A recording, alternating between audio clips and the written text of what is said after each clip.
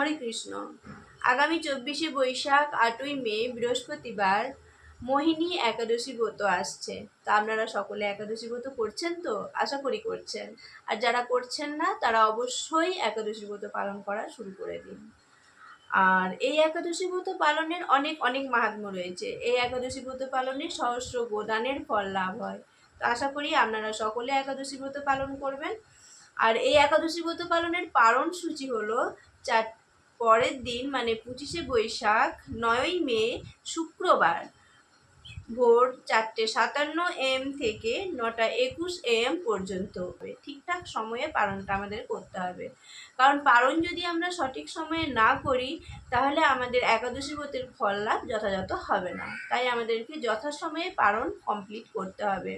তাহলে একাদশী ব্রত পালন করুন এবং অন্যকে একাদশী ব্রত পালন করার জন্য উৎসাহিত করুন। হরে কৃষ্ণ।